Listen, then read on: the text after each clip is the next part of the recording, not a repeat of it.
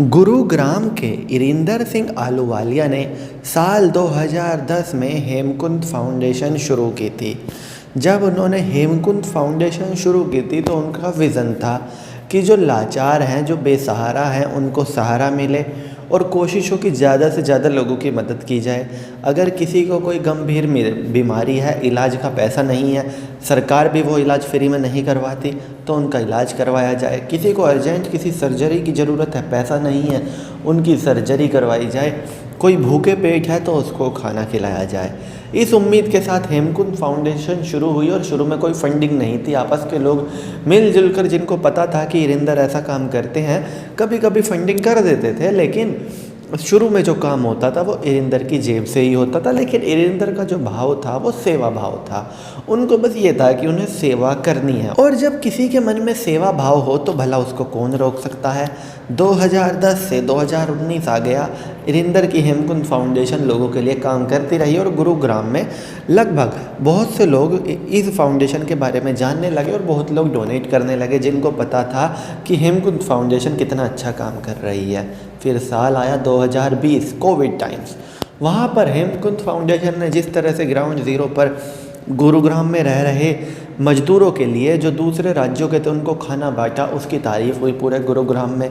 साल 2020 के बाद साल आया 2021, जब हेमकुंद फाउंडेशन असली हीरो बन के उभर रही है और गुरुग्राम और इसके आसपास के लोगों की नहीं, अब तो बल्कि all over the India Hemkund foundation और इसके अलावा और ऐसी 2-3 फाउंडेशन है जो डोनेट करने वालों की पहली पसंद बन चुकी है। और लोग पीएम केयर फंड के मुकाबले हेमकुंद फाउंडेशन में डोनेट करना पसंद कर रहे हैं, क्योंकि हेमकुंद फाउंडेशन जो काम कर रही है कि सिलेंडर डिस्ट्रीब्यूट कर रही है लोगों को मुफ्त में। और जब कोई फाउंडेशन ऐसा काम करे, जाहिर सी बात है पीएम केयर फंड के बारे में वो ट्रांसपेरेंसी नहीं दिखा पाई, सरकार लोगों को भरोसे में नहीं ले पाई। 1 साल बाद अगर सरकार ने बता दिया होता कि जी इतने रुपए आए हैं और इतने रुपए इस चीज़ के लिए सैंक्शन हुए हैं और ये सामान वहाँ खरीदा गया है, वो वाला सामान उस राज्य के लिए ख़रीदा गया है, तो शायद आसान होता लोगों के लिए पीएम केयर फंड की तरफ जाना। लेकिन अब बहुत बड़ी मात्रा में लोग हेमकुंद फाउंडेशन की तरफ जा रहे हैं।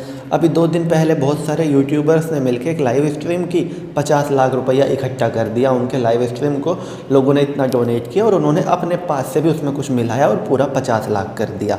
50 लाख हेमकुंद फाउंडेशन को दे दिए, क्योंकि वो काम ही ऐसा कर रहे हैं। और सिर्फ गुरुग्राम में वो ऑक्सीजन डिस्ट्रीब्यूट नहीं कर रहे, अब ऑल ओवर द इंडिया उनकी कोशिश है कि जिसको भी अपने घर में ज़रूरत है उसको ऑक्सीजन मिले।